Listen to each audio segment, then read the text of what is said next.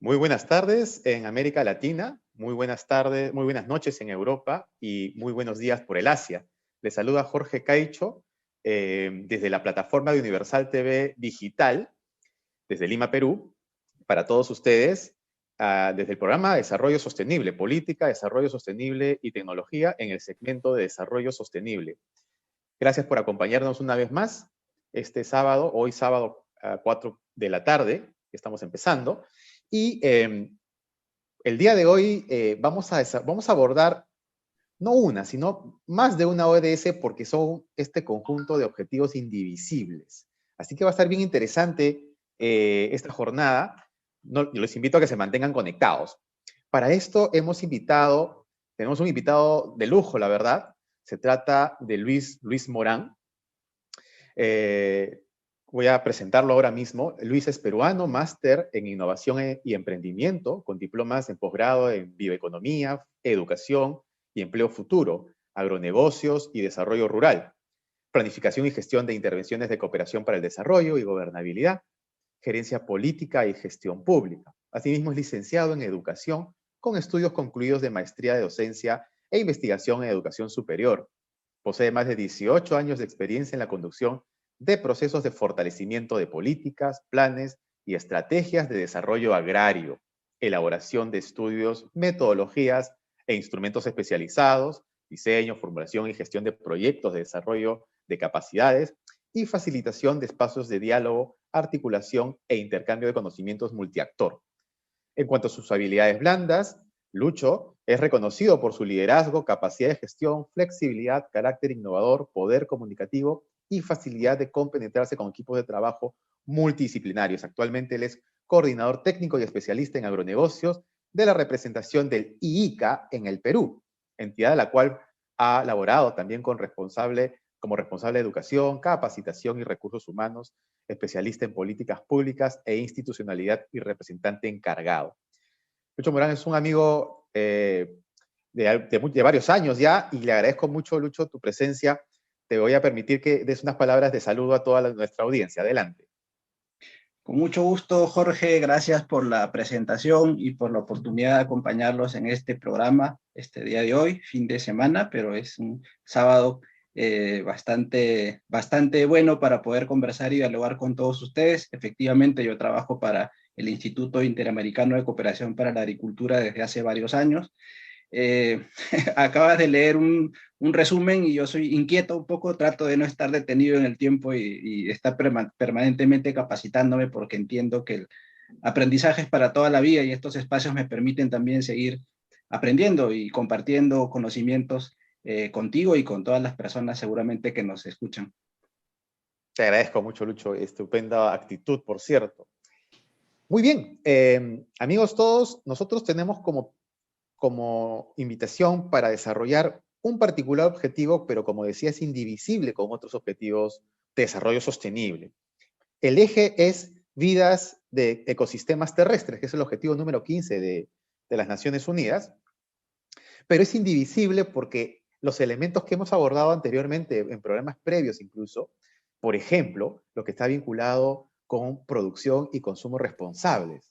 Entonces, el buen uso de los recursos naturales que tenemos y la mano de obra, la intervención del hombre para desarrollar bosques, agro, pesca, lo que corresponda a una actividad productiva de carácter extractiva, por ejemplo, ya está interviniendo también otros objetivos de desarrollo sostenible y eso enriquece mucho la transversalidad y el análisis transversal también de los mismos por la naturaleza de los actos que acompañan a estas actividades productivas. Así que, pero fíjense, yo quisiera mencionar algunas características, particularidades o desafíos que las ODS proponen en estos ámbitos, en estos campos, ¿no? Que, por ejemplo, vamos a empezar desde, por ejemplo, bosques. La degradación de los bosques es algo que viene sucediendo sistemáticamente en muchos decenios, por no decir más tiempo, y esto perjudica ecosistemas insalvables, ¿no? Poco recuperables quizás. En otros campos, en otras áreas, en áreas más rurales, pues también existen ecosistemas que están establecidos y la actividad de personas, de agricultores, familias, poblaciones, sociedades también, pues afecta e impacta al comportamiento y al mejor desempeño de su ecosistema, o para agregarle con la intervención de la mano de hombre y las actividades que desarrollen, o para retirar algunos insumos o recursos y perjudicar, por lo tanto, su sostenibilidad. Y en ámbitos más urbanos rurales, pues también.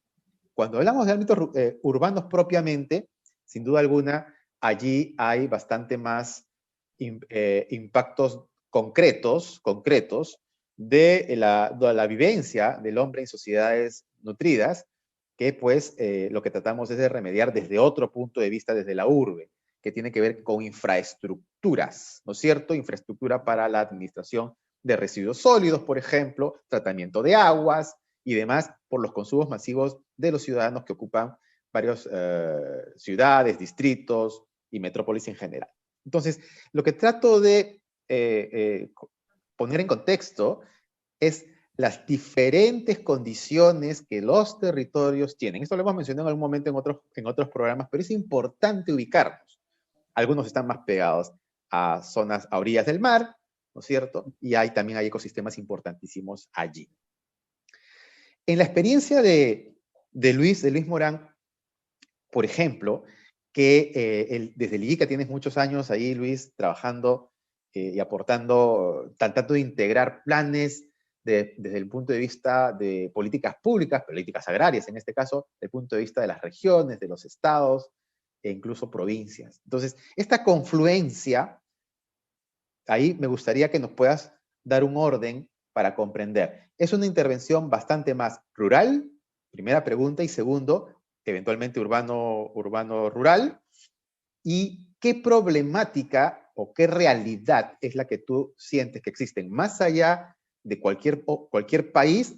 ¿Cuál es lo que converge? ¿Cuál es lo que normalmente condiciona espacios rurales, urbanos-rurales?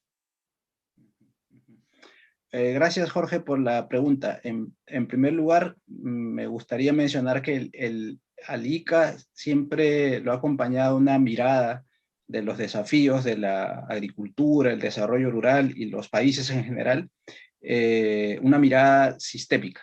¿Sí?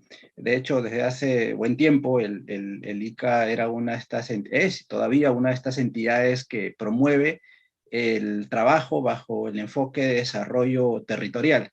Desarrollo territorial sostenible, donde tenemos que entender que los problemas no son compartimentos, los problemas no ocurren en la realidad como compartimentos estancos, hay una dimensión económica, que es la que más nos atrae o la que más discusión a veces concita, pero al lado de la económica está la dimensión social, cultural y humana, muy importante, y que tal vez ahí es hacia donde hay que llevar la mayor parte de las discusiones. Detrás de los desafíos están personas, sociedades que necesitan ser atendidas.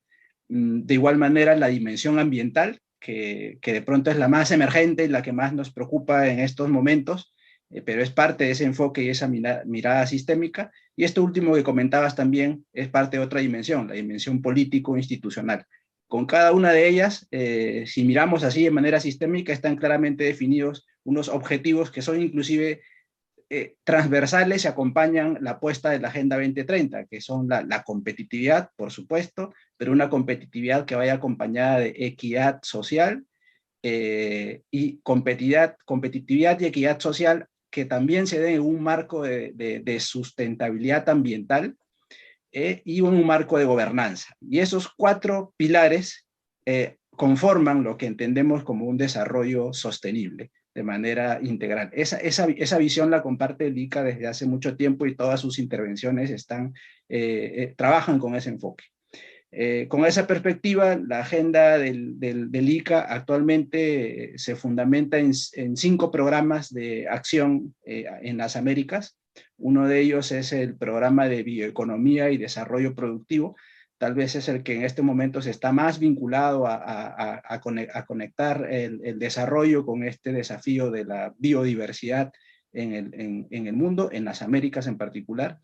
El programa de comercio internacional e integración regional, que es tan importante para nuestros países. De hecho, si queremos destacar un sector que se ha que ha sido resiliente a la pandemia es el sector de comercio y el comercio agroalimentario. El ICA tiene una agenda en materia de comercio internacional e integración regional.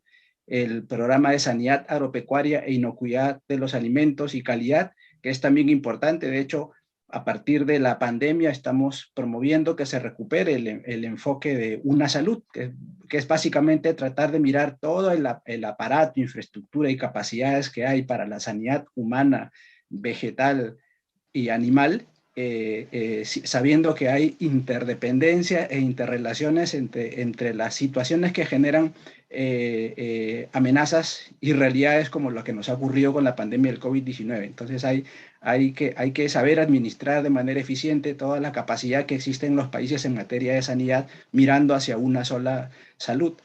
El otro programa es el de cambio climático, recursos naturales y gestión de riesgos productivos. Y también el programa de desarrollo territorial y agricultura familiar.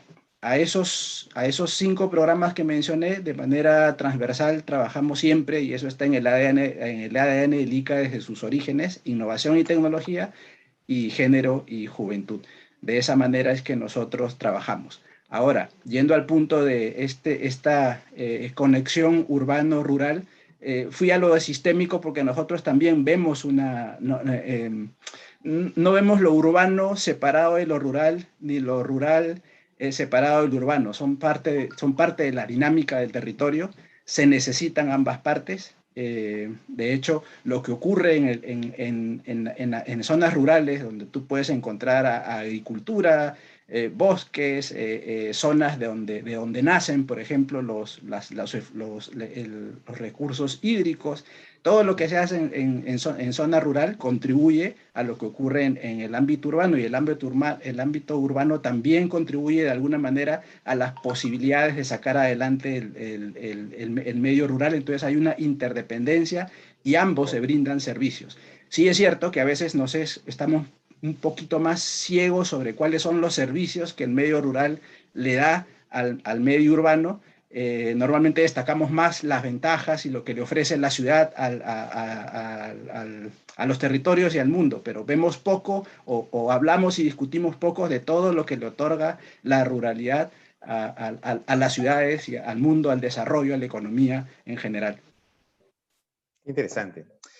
Interesante, y claro, tú lo estás viendo, a ver si lo capté bien, o lo están viendo desde el ICA, eludiendo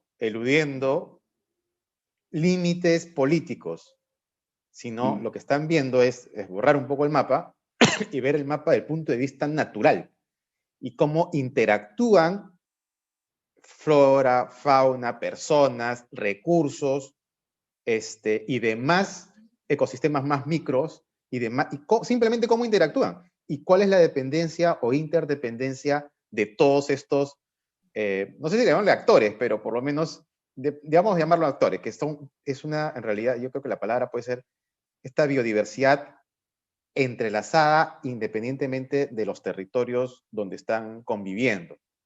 Y esa convivencia es lo que ustedes pueden ir evaluando cuando ya sobre ello determinamos, o se han determinado ya, límites de carácter distrital, anexos, por ejemplo, poblaciones o poblados, distritos, ¿no es cierto?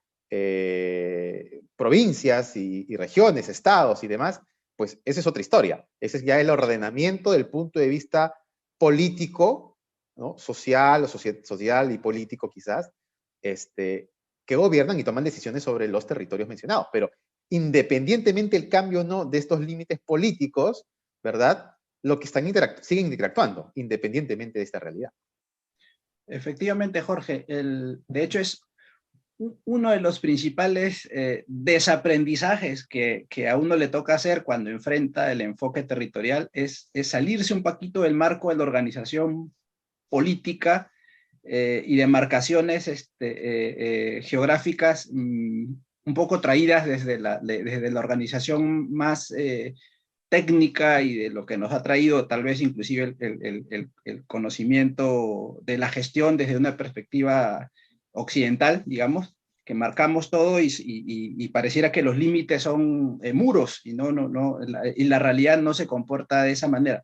En todo caso, territorio no es sinónimo para traerlo al caso de Perú, no es sinónimo de región, por ejemplo, no es sinónimo de departamento, no es sinónimo de distrito. Esas son demarcaciones, como bien mencionas, políticas, nos permiten organizarnos de alguna forma, administrar los recursos de una manera, pero hay otras formas de hacerlo y formas que además coinciden un poco mejor de cómo se daban las cosas de manera originaria, inclusive en los espacios o cómo se dan naturalmente en terreno. Hay muchos casos donde tú puedes llegar y decir, bueno, yo formo parte del distrito A, pero mis mayores vínculos económicos, familiares, sociales, culturales están con el distrito, el municipio, la región B. Con esas dinámicas y esos tejidos sociales, tú te vas dando cuenta que ahí hay, por ejemplo, un criterio distinto de concebir dónde se están configurando realmente territorios. ¿Qué es lo que hace más fuerte los lazos territoriales? ¿El lazo de demarcación política o el lazo de relaciones sociales? Otra manera de verlo es, ok, yo tengo aquí un río, una cuenca, que abarca N distritos, N regiones, N municipios, y los enlaza, los hace sentir parte de un mismo vínculo. Entonces, otra vez la pregunta, ¿por dónde empiezo? ¿Cuál uso como el vínculo de unión para gestionar un territorio? ¿La demarcación política per se, o debo tener también en cuenta esta otra forma de vernos como uno y hacer una gestión territorial? De eso se trata un poco cuando uno piensa desde la perspectiva territorial y saber que la organización política, económica no es el único criterio para mirar frente a un territorio, sino que están las relaciones sociales, cómo está dispuesto de manera natural el territorio y cómo cómo se vinculan las personas, los recursos, las especies, el conocimiento, la cultura. Todos esos elementos forman parte al momento de hacer gestión territorial.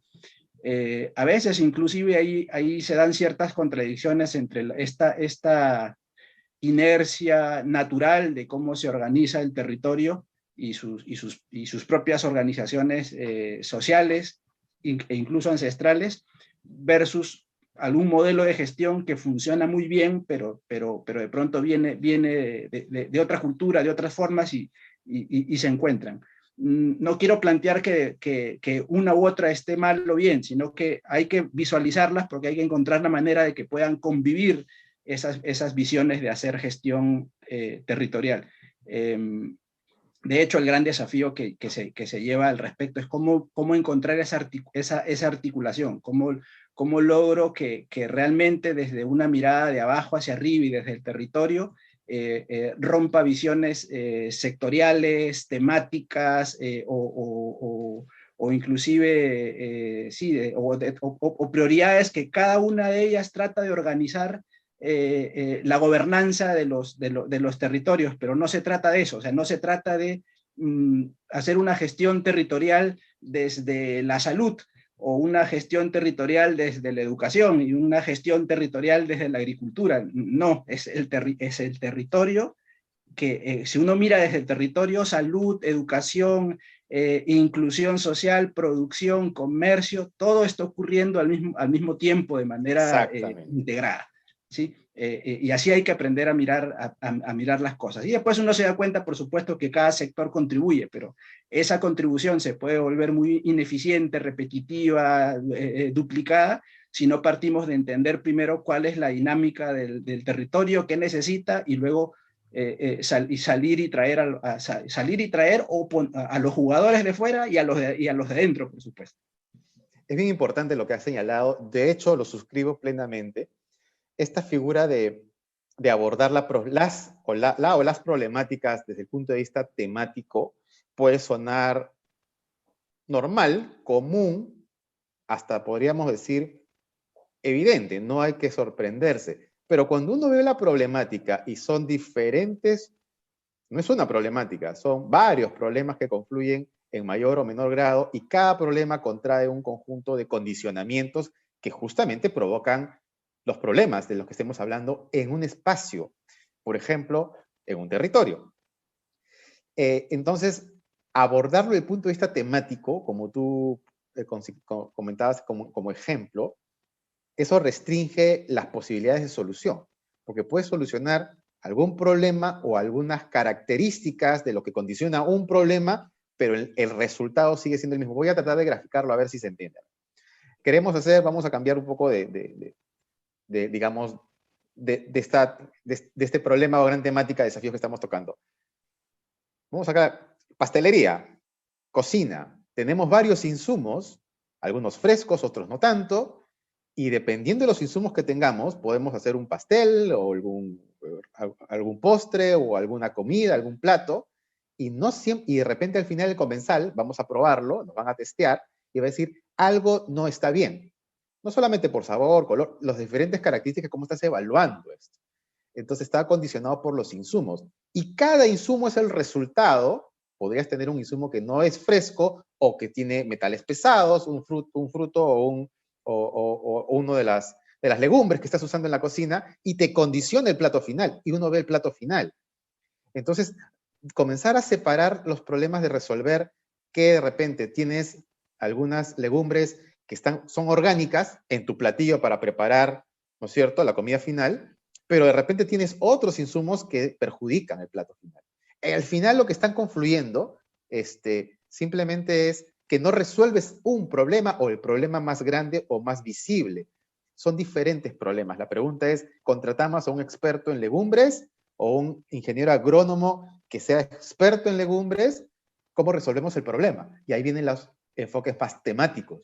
Entonces, podemos estar con algunas soluciones parciales del problema principal, contaminación, por ejemplo, o confluir para que otros seres vivos que acompañan al hombre no dejen de estar vivos y no mueran en el tiempo y no perezcan sus,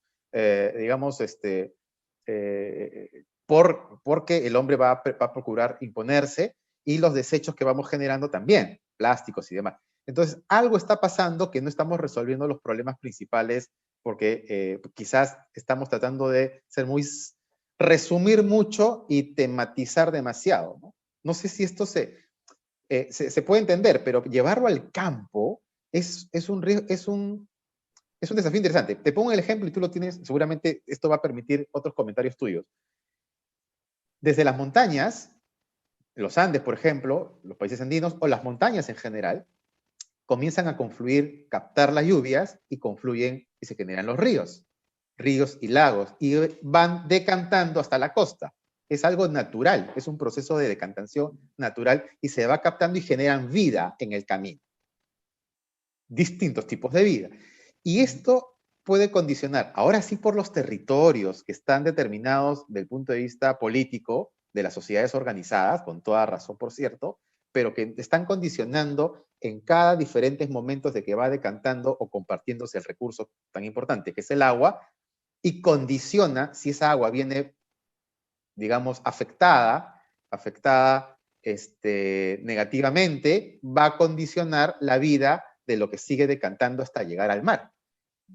Eso es un ejemplo simple para entender cómo estamos integrados indivisiblemente y, por lo tanto, estamos condicionados también a tomar decisiones ya sociales y políticas absolutamente conscientes de un territorio grande que es, para empezar, el planeta, y luego vamos ordenándonos por lo menos en países, ¿no? No sé qué opinión te merece.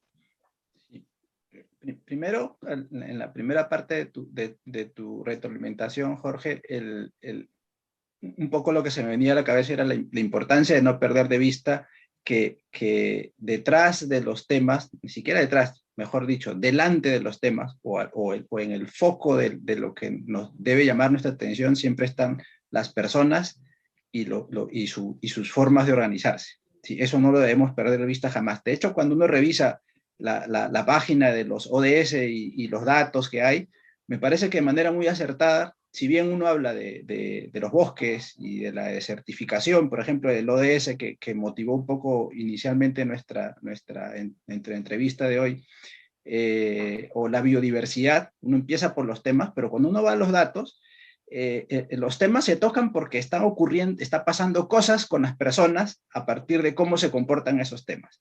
Se pierden los bosques eso tiene un impacto tremendo en los millones de personas que viven en los bosques, dependen de ellos, y no se trata solo de los que viven allí, sino de todos los demás que no los vemos todos los días, pero no tenemos idea de los servicios que los bosques le entregan al mundo. Sí, ese es un punto importante. Entonces nos perjudica de diferentes formas la pérdida de bosques, pero perjudica a las personas, a las sociedades. No es un tema así que esté en el aire, no, queremos cuidar los bosques por los bosques en sí mismos. Sí, ojalá sí, son un ser vivo, vale la pena. Pero hay otra razón más allá, que es que la vida del ser humano depende de eso. De igual manera, el cuidado del suelo y la biodiversidad, y esos temas están conectados. El bosque contribuye a que se mantenga la disponibilidad de recurso hídrico, por ejemplo, contribuye a que se retenga carbono y no se emitan los gases de efecto invernadero también. Pero si los deterioramos, entonces quiere decir que ocurre lo contrario. Desertificación, sequías, pérdida de calidad de suelo. Si eso pasa al mismo tiempo, no hay agricultura. Si no hay agricultura, tiene un impacto en la agrobiodiversidad. El impacto en la agrobiodiversidad también afectará seriamente la biodiversidad en general. Y dime, ¿qué negocio, qué aspiración humana puede funcionar si pierdes todo eso? Entonces, eso es lo primero que me llama a comentar, que no hay que perder de vista que todas estas cosas tienen un impacto directo en las personas y en las sociedades. Dicho esto quiere decir que cuando uno enfoca intervenciones, programas, proyectos, tienes que ir a identificar el problema en las personas y en la sociedad, no en los temas. O sea, no es el problema de la agricultura, es el problema de los agricultores, de los actores de la cadena agroalimentaria, agroproductiva. No es el problema no es el problema del desierto, es el problema de qué está pasando con las personas a partir de que avance la desertificación, la sequía o el deterioro de los suelos. ¿Qué está pasando con las personas, los seres vivos y nosotros mismos dentro de ellos y seguimos perdiendo biodiversidad? A partir de eso, por supuesto que el problema seguramente es complejo. No lo puede resolver una sola persona, ni una sola institución, ni un solo tema, ni un solo sector. Eso no significa que las intervenciones tengan que abarcarlo todo, porque entonces también nos desordenaríamos y cada proyecto querría resolverlo todo, pero hay que tenerlo en cuenta para ser conscientes de que mi intervención, si yo tengo una intervención específica en recurso hídrico, por ejemplo, tengo que ser consciente que esa intervención específica contribuye a resolver un problema atado a las personas y a las sociedades, ¿sí? Un problema de ellos que lo necesitan hay un valor público allí detrás, contribuye. ¿Qué significa que contribuye? Que hay más cosas que tienen que ocurrir. Y ahí viene la pregunta, ¿qué hago? ¿Qué puedo hacer desde mi proyecto? ¿Qué articulaciones, qué coordinaciones, qué incidencia, qué influencia tengo que ejercer para que estas otras cosas ocurran y realmente mi proyecto sume y sea una contribución importante a la solución de ese problema?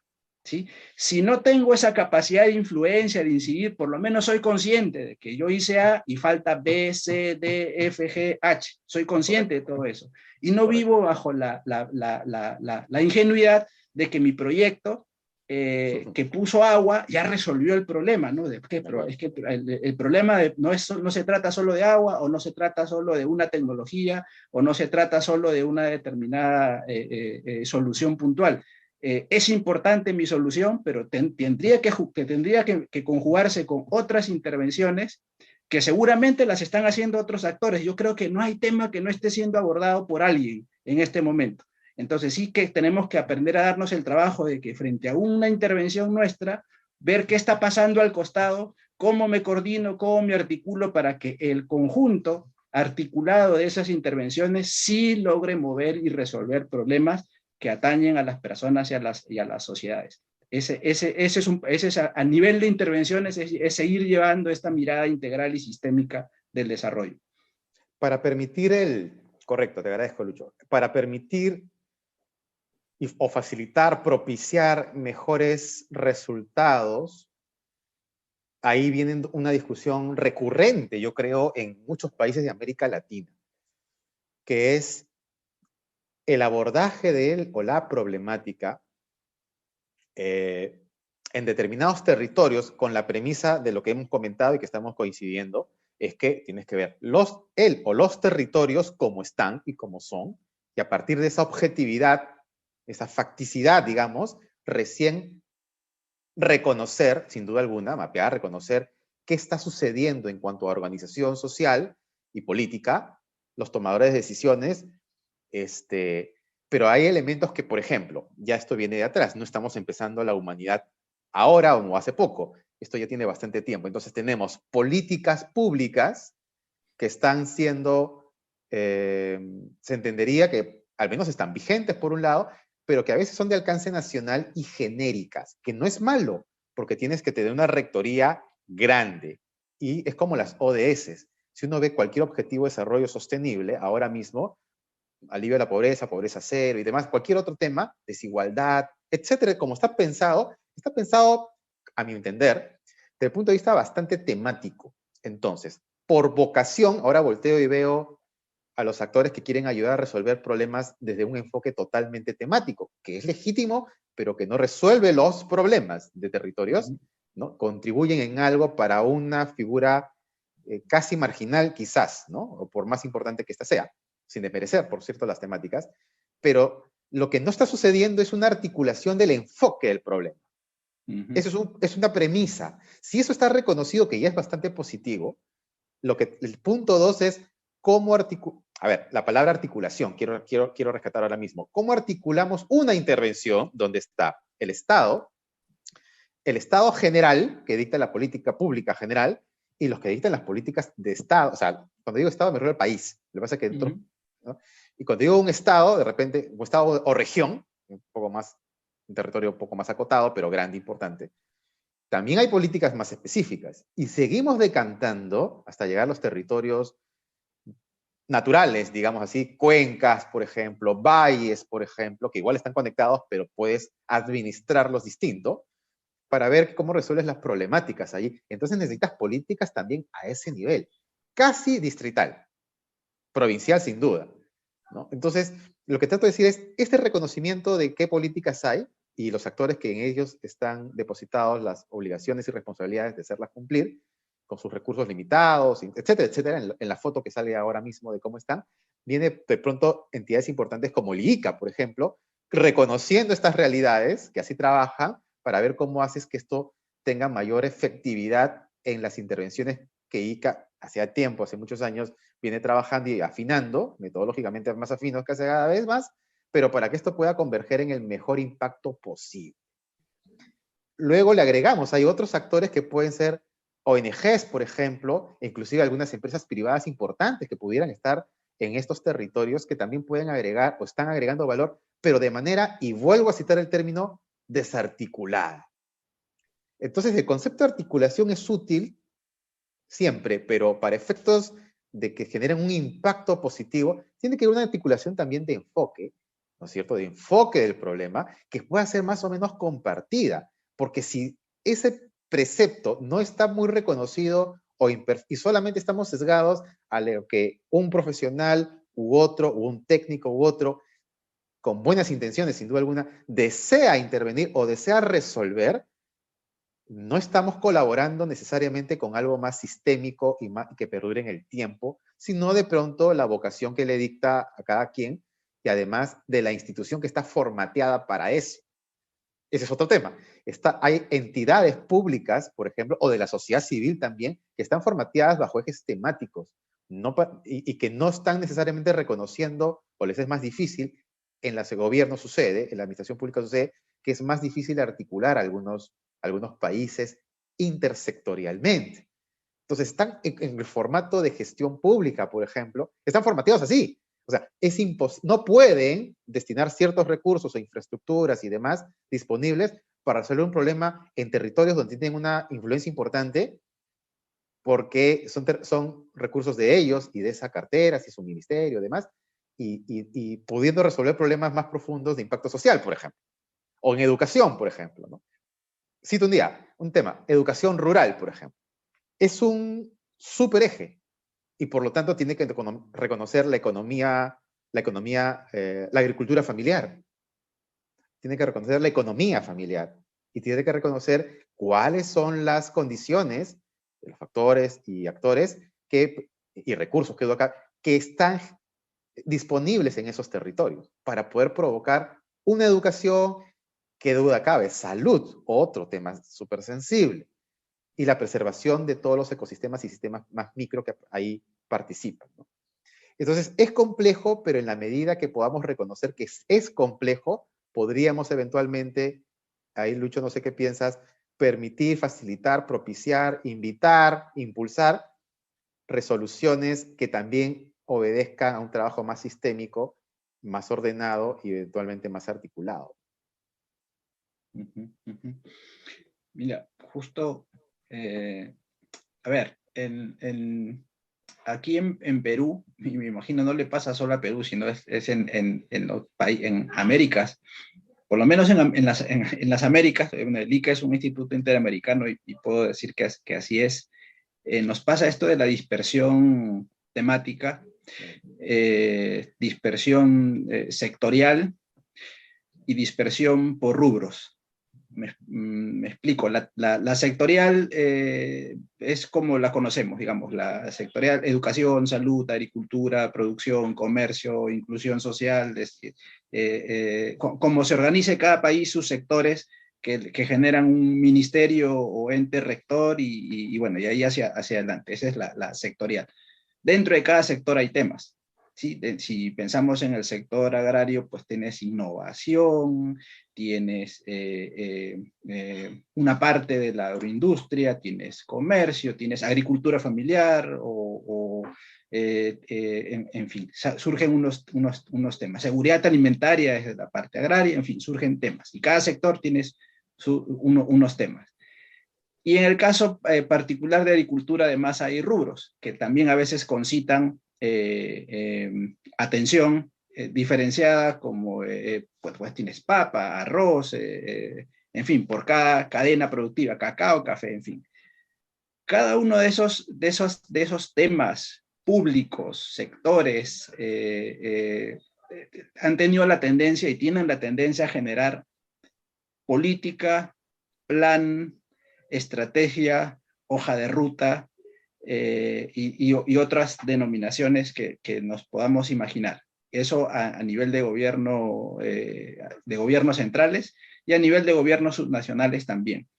Entonces, hay mucho recurso, mucha atención, mucho conocimiento y mucha buena voluntad que se desgasta en estos procesos de solo llegar a generar la política, el plan, la estrategia, el lineamiento, la hoja de ruta o lo que fuera, bajo la premisa de que es cuando se identifica mal el problema, ¿no? Tengo un problema a nivel qué sé yo, de agricultura familiar. De hecho, no quiero negar la importancia de agricultura familiar, tomo un ejemplo riesgoso en todo caso, y entonces la solución es la política de agricultura familiar. ¿Sí? Uno se preguntaría, bueno, y una vez que llego a tener la política de agricultura familiar, y es más, si entiendo que política es un documento que me dice a dónde y cómo debo actuar, eso resuelve el problema. O si no, se marca la importancia de la mujer rural y entonces necesito una política de mujer rural, y la pregunta es, ok, y cuando tenga la política el problema se habrá resuelto, y la respuesta es no. Lo que no significa que no se necesitan políticas, sino que como no identificamos bien el problema, centramos todas nuestras esperanzas, esfuerzos, recursos en generar un producto importantísimo, pero una vez que lo tengo, como que todos, hay un bache allí y ya, digamos, se logró la tarea, ya está la política, y después viene un bache y luego me doy cuenta que no cambió el problema. Y digo, ok, es que no lo implementaron, y así por cada caso. En el caso de Perú, el Centro Nacional de Planeamiento Estratégico está desplegando esfuerzos enormes por tratar de corregir esa situación, por llevar a que identifiquemos mejor los problemas públicos, que de esa manera toda la sociedad, no solamente el sector público, sino toda la sociedad se va dando cuenta que los problemas son más complejos, que los problemas son integrales, reducir ese marco de políticas e instrumentos de gestión que habría que gestionar en un sistema nacional de planeamiento, multinivel además, pero cuesta porque todavía estamos en esta cultura de que cada asunto necesita una política. Ahora, o no, sí, pero la verdad es que no, porque si tú dices, yo lo que quiero es que las mujeres rurales del campo sean mejor atendidas y de una manera diferenciada para resolver sus problemas específicos A, B y C, de pronto lo que necesito más son instrumentos, o introducir criterios en instrumentos que ya existen, que hacen que esa población sea atendida de una manera diferenciada y mejor, digamos, a través de proyectos, inversiones o servicios que ya existen, que ya están, y ese camino incluso es mucho más viable y rápido de conseguir. Por darte un ejemplo, si quisiera priorizar a una población X o a un asunto X como la sostenibilidad ambiental en los proyectos de inversión agrarios, solo tengo que hacer la incidencia y la argumentación técnica para que ese criterio se introduzca en los proyectos de inversión, en los planes de negocios de la unidad, que de hecho hacia allá se está avanzando, hacia ese entendimiento se está avanzando, de que ahí hay instrumentos y hay programas importantes en diferentes niveles de gobierno, y hay que introducir estos criterios, no crear necesariamente nuevos programas, no partir desde el desarrollo de una política que tiene su complejidad y después, no, el camino que nos habíamos aprendido era ley, política, plan, estrategia, acción. Y wow, es un camino larguísimo solo para empezar recién a hacer cosas. Así es. Entonces, y ahí sí, viene, eso es Lucho, perdóname que te corte, perdóname que sí, te interrumpa. Y ahí justo viene este concepto de transversabilidad. Cuando hay problemáticas transversales, por ejemplo, de género que tú has mencionado, y muchas otras cosas, por ejemplo, el uso de insumos, no sé, para provocar que ciertos territorios tipo Huancavelica Orgánica, ¿no? O cualquier territorio grande, estado, región, provincia, cuenca, valles, tengan un efecto, tengan una caracterización de producción natural o orgánica. Entonces, transversalmente, tienes que trabajar también con los proveedores del sector agroalimentario. Entonces, ahí tienes la política, es válida, pero en los planes, proyectos, acciones y demás, lineamientos de acción, etcétera, etcétera, o intervenciones y cooperación inclusive, eso es transversal. No necesitas crear una organización especial con la burocracia, o sea, con las personas y recursos que requiera para velar para que se pueda implementar y hacer el seguimiento para que eso suceda. No, los temas transversales más eficientes, creo yo, o por lo menos hay que estudiarlo en cada caso, para no generalizar tampoco, es cuando tú los tienes totalmente impregnados. Por ejemplo, tienes objetivos en programas de gobierno o programas de cooperación, etcétera.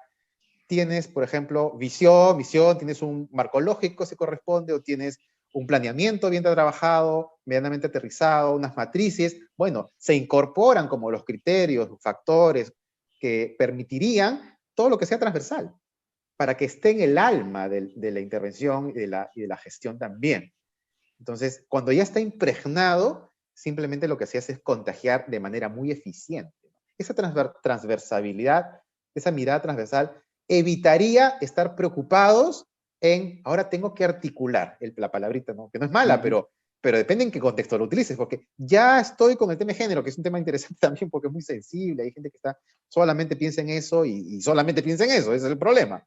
Tienes que verlo transversalmente. En una familia, por ejemplo, en poblaciones rurales, se me ocurre, no sé, hay familia, por decir algo, 40, 70, 100 familias en una población, un anexo, por decir algo, y si tú entras con una figura del enfoque solamente de educación infantil, por ejemplo, en los primeros años de educación básica, ¿no? Y además le agregas el tema de género, solamente ven género, entonces es como que hay 3 niños, ¿no? 2 de ellas niñas y un niño, y solamente hay servicios para las niñas cuando es un tema de género. Entonces, este es lo absurdo, digamos, ¿no? O que simplemente con lo que todos estén insertados en la posibilidad de acceder a la educación gratuita y de calidad, pues de manera transversal suceda. Y si hay un impedimento ante el padre o la madre, la familia, los apoderados que acogen a los niños, pues trabajar a nivel de ellos y resolver para que permitan, sea niño o niña, los dos, puedan acceder a los servicios, a las escuelas y demás.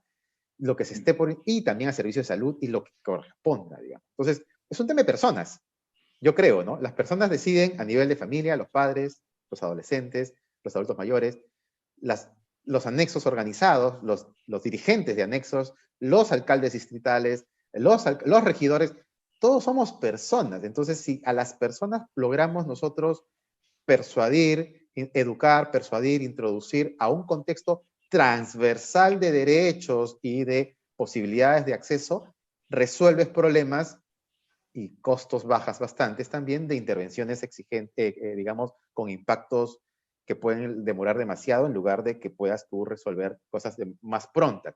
Esto es una hipótesis, esto es muy complejo, por cierto, no es que se aplique de manera genérica, pero probablemente se reduzca mucho la posibilidad de tener resultados más sostenibles y no estar remediando con un plan o un proyecto o una política que cambió y grupos desarticulados porque están básicamente formateados por una temática y no resuelves un problema familiar, por ejemplo, ¿no? Yo creo que ahí le has dado en el clavo, Jorge, porque hacia ese punto iba, que al final también hay otra hipótesis, ¿no? La hipótesis de que la coordinación, la articulación van a nacer partiendo del papel, ¿no? Yo en el papel alineo, articulo, establezco que se deben dar tales y cuales coordinaciones y presumo que si eso dice el papel, los actores van a obedecer, van a actuar de esa manera.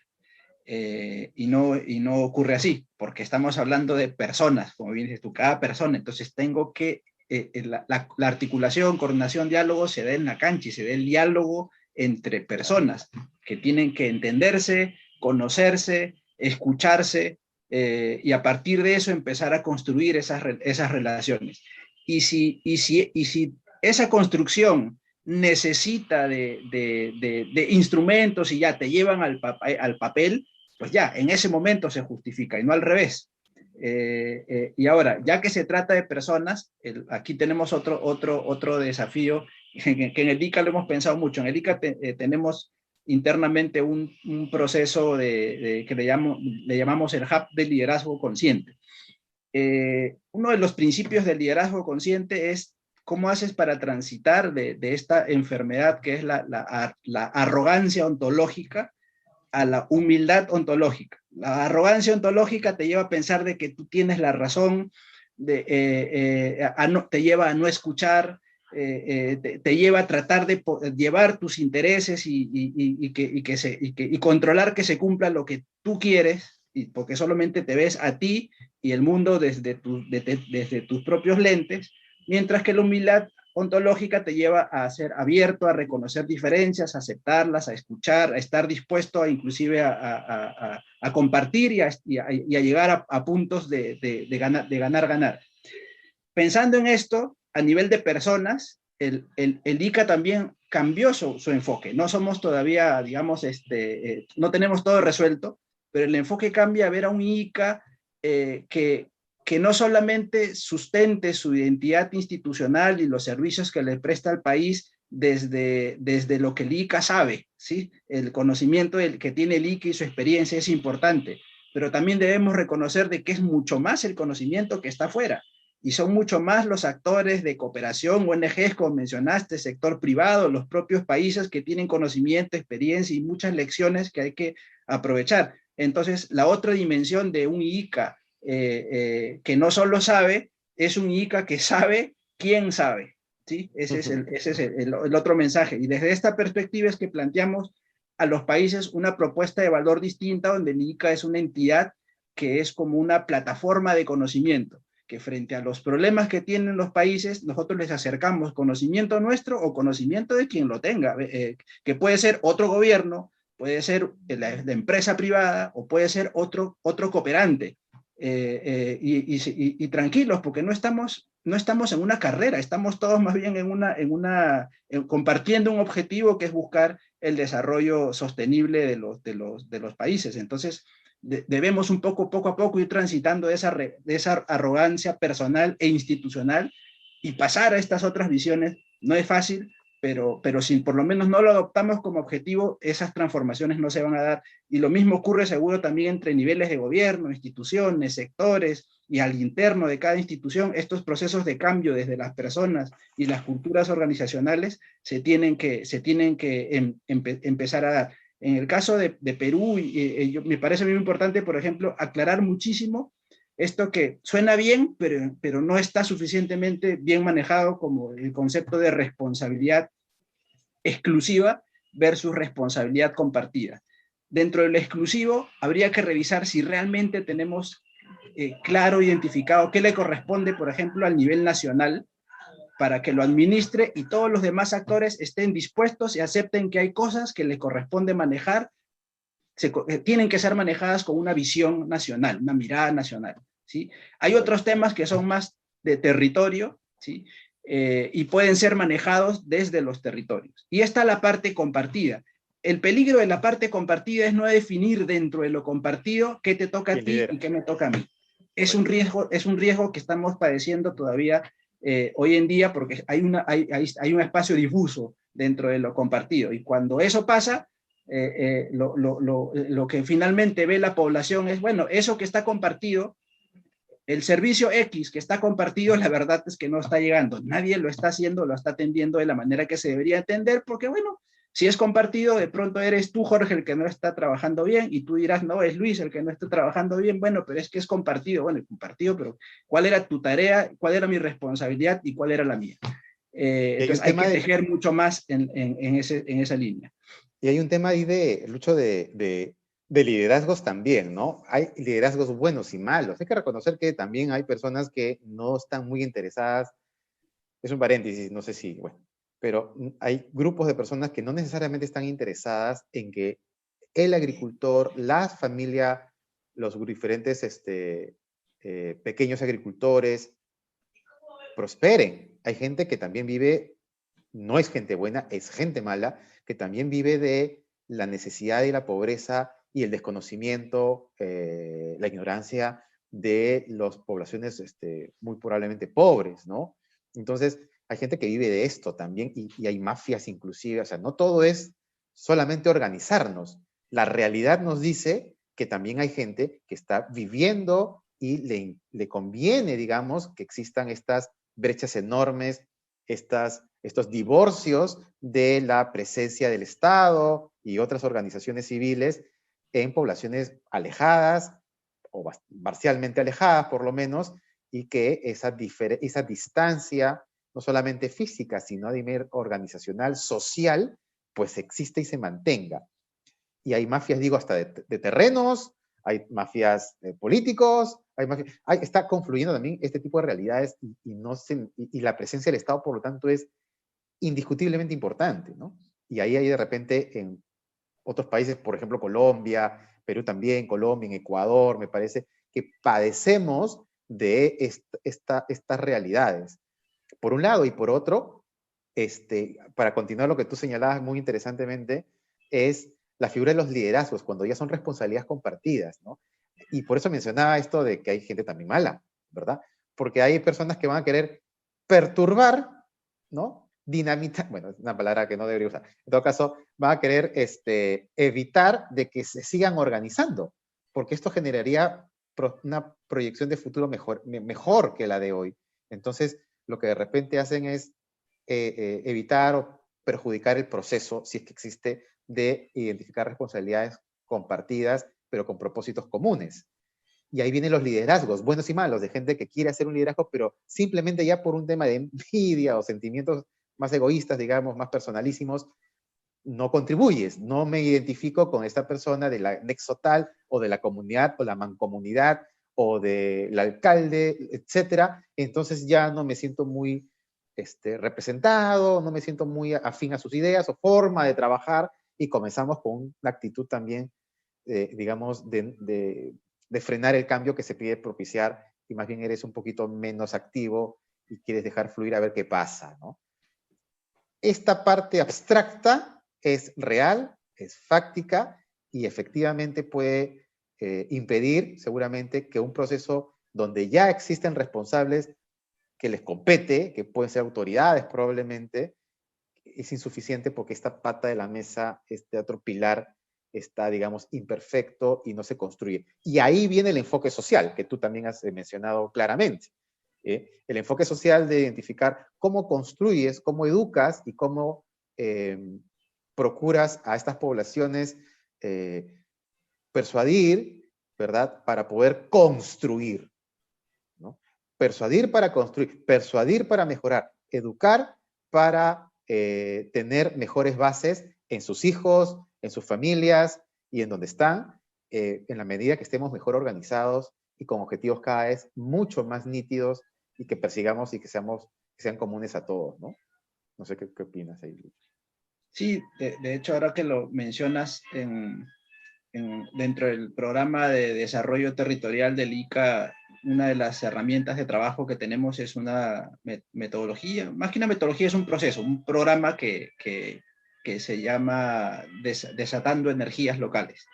Básicamente es un programa que lo que busca es fortalecer liderazgos en el sentido que contribuye, en el sentido que construye, porque este otro tipo de influencer negativo, afortunadamente no representa una mayoría. A veces están en posiciones que inciden en grupos grandes, pero las personas que están dispuestas o se ven o aspiran a ejercer un liderazgo positivo, me parece que son una mayoría. Entonces, esas energías locales hay que movilizarlas, fortalecerlas, porque es la única forma de legítimamente neutralizar estos otros tipos de liderazgo. Si no caeríamos en lo mismo, digamos, en una discusión interna, en el señalamiento, y no. Creo que eso se combate haciendo lo que uno sabe hacer. Si uno es un buen líder y lo acompañan valores, una ética y quiere influir positivamente en la sociedad, no debe perder ese norte, esa forma, y esa es la forma de pelear y sostener legítimamente liderazgos que ayudan a construir en esta sociedad y hacia objetivos como los que están planteados en la Agenda 2030. Me gusta que hayamos partido de los ODS y de bosques de certificación y biodiversidad. Podríamos haber desarrollado este diálogo con las N notas que tengo allí de los datos y cuál es la situación y qué está haciendo el ICA y qué están haciendo otros, que también podríamos haber conversado algunas cosas de eso, pero creo que al final cualquiera de estos procesos se cae allí, en las personas, en las actitudes, los liderazgos, las estructuras institucionales. Por eso que me parece que de manera muy natural nuestro diálogo ha fluido hacia allá, a ir un poco qué hay detrás, qué ocurre detrás de cámaras que no permite que, existiendo esta claridad de objetivos, pues no avancemos a la velocidad y con la ambición que pretendemos, ¿no? Sí, buenísimo, interesantísimo. Yo quisiera agregar algo. Yo he visto personalmente que he trabajado fuera de la capital, o sea, he estado trabajando en otras partes fuera de Lima, en el caso yo vivo acá en Lima, y coordinando y trabajando con organizaciones de productores y demás, y también entidades públicas y responsables. Y lo que he notado también en otros países es de que es una realidad. La cooperación internacional, en la medida que los países han venido mejorando y generando más riqueza y acumulándola, y que las economías en general, o sea, la economía de un país ha podido crecer también, las cooperaciones internacionales, más, digamos, de países específicos, agencias de cooperación y tal, y puede ser también las porciones, cooperación multisectorial, no, se me está yendo la palabra, bueno, de diferentes países, lo cierto es que la cooperación ha venido también retirándose por la justificación de que existe Multilateral. Multilateral, correcto, gracias. Que ha venido pues teniendo más recursos los países, y la línea de pobreza se ha venido reduciendo en los quinquenios que han transcurrido. Ha pasado en Colombia, ha pasado en Perú, ha pasado inclusive Bolivia, un poco también, ha venido mejorando en ciertos años, en ciertos quinquenios, Ecuador algo, y en Centroamérica también se ha notado en algunos países.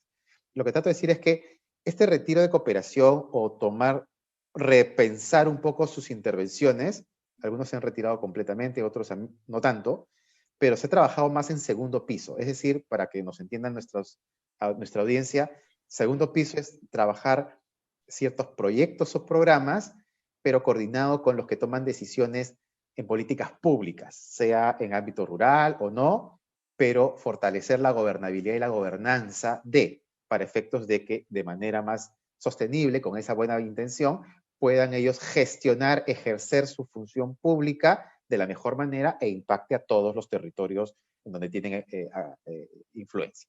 Es un poco la figura del segundo piso en lugar de trabajar directamente con productores, que es primer piso, digamos, ¿no? Lo menciono porque esto ha generado que hayan organismos no gubernamentales, ONGs, o en otros países asociaciones civiles sin fines de lucro, que recibían o reciben todavía algunas fondos de cooperación para que sean administrados y ejecutados determinados proyectos, planes concretos, de primer piso casi siempre, básicamente. Cuando ha sucedido esta migración en los últimos, yo diría casi 20 años, 15 a 20 años, de que la cooperación ha tomado un poquito menos impulso, ha retrocedido un poco sus filas y ha venido reduciéndose las acciones o actividades de las ONGs, más como operadoras de estos proyectos. Lo que ha sucedido es también que se han apartado facilitadores. A eso quería llegar, Lucho, con tu comentario previo. Hay personas de gran nivel, yo he visto de cerca, tú muchos más seguramente, que han trabajado con poblaciones rurales, pequeña agricultura, mediana agricultura, agricultura rural también, con productores con territorios que ellos ya no están presentes, estas ONGs con sus equipos técnicos, y que se han sentido abandonadas también porque el Estado no ha copado el espacio que dejaron estas ONGs. Esto es lo que ha pasado y está sucediendo todavía. Y estos facilitadores que pueden fortalecer tejido empresarial, tejido social, perdón, tejido productivo, tejido social y tejido familiar en la zona rural, esto también se ha debilitado. Es lo que yo percibo, y por lo tanto, como decía yo, el Estado no ha copado a las tomadores de decisiones en distritos y anexos y provincias y demás, no han tomado ese rol, porque era un rol, por diferentes razones no lo han tomado como lo está. Ha debilitado también cadenas productivas y ha afectado también, yo creo, parte de no salir de la línea de pobreza o estar por un poquito por encima de la línea de pobreza y luego regresar en forma inestable estas poblaciones que están más alejadas de las zonas urbanas marginales. Es una opinión que tengo, una percepción que me parece está pasando, está sucediendo y que es parte de la problemática también. Sí, de hecho, empezando por lo que comentaba sobre la salida progresiva de la cooperación,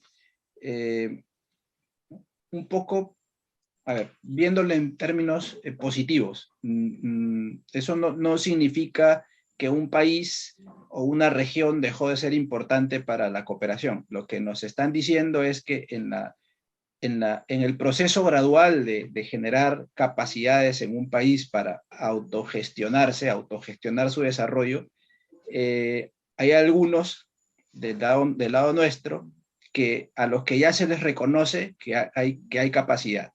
Si habiendo capacidad, la cooperación mantiene una presencia fuerte y inyectando inclusive recursos, uno podría estar haciendo que ese país se acostumbre incluso a recursos que de pronto ya no necesita, sino que lo que él necesita es usar sus propios recursos que de pronto ya los tiene, canalizar mejor sus inversiones, mejorar sus estructuras, ser mucho más eficiente y llegar hasta la última milla de su territorio con servicios adecuados y pertinentes, ¿sí? Ese es un poco, cuando la cooperación se va reduciendo es porque se reconoce esa capacidad. No es una capacidad uniforme, porque a veces decimos, bueno, pero en casos como el de Perú, por ejemplo, hay bolsones de pobreza todavía en determinadas regiones, ok, pero el Estado, el gobierno tiene los recursos para poder manejarlos, salvo circunstancias como esta que acaba de ocurrir, que es la pandemia, que levantan las alertas de todo el mundo porque pone en riesgo logros que se habían conseguido. Entonces, nuevamente, la atención de la cooperación vuelve pero para garantizar que quien había ganado, había logrado algunos objetivos y ciertas capacidades no retroceda, y ayudar mucho más todavía a los que siguen todavía en una situación de necesitar cooperación. Así es un proceso gradual y natural de no mantener constantemente las muletas, sino que si ya puedes caminar, pues puedes caminar solo. Y la cooperación empieza a cumplir otro rol. Entonces, la cooperación que se queda en los países probablemente es más esa cooperación, como tú bien mencionas, de segundo piso, donde tienes que ayudar a garantizar esas estructuras, la creación y la construcción de esos servicios. Consiguen lo que mencionas de que como eso no se dio, o no se ha dado suficientemente en el marco al menos de nuestro proceso de descentralización, todavía no hemos conseguido que cada región tenga un portafolio potente de servicios que llegan a la última milla y a todas las personas. Si no, no sería necesario que ministerios que deben cumplir un rol más de rectoría, promoción y desarrollo de capacidades de los siguientes niveles de gobierno tengan que seguir interviniendo de manera directa con programas y proyectos para suplir Correcto. Ese vacío de capacidad que tú dices. Tú dices, ok, ya no están las ONGs, ya no está la cooperación, tiene que entrar el Estado, ok, pero para que entre el Estado, las opciones son un nivel subnacional potente, fuerte, que entrega los servicios que la población necesita, y si no se da esa situación, es el nivel central el que tiene que llegar a cubrir, porque entonces todos los reclamos terminan llegando hacia allá, hacia presidencia, hacia ministros, hacia los actores que toman decisiones más hacia arriba. Y ahí, pues, y ahí nos encontramos otra vez. Si interviene el nivel de gobierno central, ¿cuándo se van a dar las capacidades en los gobiernos regionales? Entonces, creería yo que también yo no quiero criticar, y eso es necesario que el nivel central intervenga en muchos casos a cubrir esos vacíos, esos huecos que han quedado, pero esta intervención, es cierto, genera duplicidades, superposiciones, en fin, pero sí se necesita plantear como una estrategia en esos casos, ¿cómo hacemos para que las intervenciones del nivel central progresivamente vayan dejando capacidad en ese nivel de gobierno regional, municipal, local, para que luego puedan seguir trabajando solos? Y así como pasa con la cooperación, progresivamente ese apoyo se vaya retirando, ese apoyo del nivel central se vaya retirando a su función claro. Principal, y dejando a las regiones en lo que les corresponde más, que es la provisión directa de servicios. La otra parte, porque no es solo el sector público, es el sector privado. Una cooperación que se retira también reconoce que hay capacidades privadas para invertir y trabajar con el Estado en la provisión de determinados servicios. Entonces, esa es la otra parte. Entonces, si bien uno podría apreciar que la cooperación y ONGs en territorio se retiran, uno empieza a ver también que hay algunas empresas que empiezan a jugar un rol importante en la provisión de servicios, pero bajo encadenamientos, clústeres, entendimientos de desarrollar negocios con una perspectiva de responsabilidad social, empresarial y ambiental. Que eso es lo clave, ¿no? Que esas relaciones donde las empresas intervienen se den en un marco de equidad, distribución equitativa de beneficios, sostenibilidad ambiental. Si no, pues más bien ahí podrían presentarse algunos problemas que de hecho se dan, pero es positivo ver al sector privado también cubriendo espacios, trabajando de la mano con el Estado y procesos, Correcto. Y establecer también procesos graduales de desarrollo de capacidades entre niveles de gobierno. Eso o sea, yo coincido con tu mirada como la has identificado, pero sí ahí tenemos un desafío de ver cómo hacemos que exista capacidad a nivel subnacional para proveer esos servicios que la población necesita, sabiendo que está el Estado, pero también está el propio sector privado y la sociedad civil organizándose, y el potencial que hay de ambos trabajando juntos desde una perspectiva inclusive de cogobierno. Correcto. ¿Sí? Eso. Curiosamente hemos regresado a una parte importante de este programa en ver cómo abordo el problema. Entonces, cuando ha salido la cooperación, ha regresado toda la responsabilidad al Estado, que le corresponde, por cierto, y ahí se entrampó en gran medida, es lo que yo siento. Y ahora, ¿cómo abordo el problema? Y ahí no saben, hay cambios, etcétera, o capacidades también, falta de ellas. ¿Cómo abordo el problema? ¿No? Que eso es lo que hemos venido temáticamente, los sectores, los ministros. Y otra vez hemos estado en esta rueda todavía, que todavía creo que no entendemos si solucionamos un problema simplemente destinando más dinero, que no es cierto. Es una gran mentira, eso no es verdad, no ha sucedido nunca, no va a pasar tampoco, porque necesitas instrumentos, necesitas planes, necesitas un trabajo orgánico y tal. No se solucionan así. Y bueno, ahí estamos en ese ejercicio. Lucho, nos pasamos la hora. Muchas gracias. Te agradezco bastante tu participación, tu tiempo, tu predisposición y por supuesto toda tu experiencia en estos minutos para nuestra audiencia. Muchas gracias y que tengas un excelente fin de semana en familia. Muchas gracias, Jorge, y a todos. Muy agradecido a nombre propio y del Instituto Interamericano de Cooperación para la Agricultura al servicio de las Américas. Gracias, Lucho. A todos nuestra audiencia, gracias y que tengan un bendecido día. Hasta luego. Gracias. Hasta luego.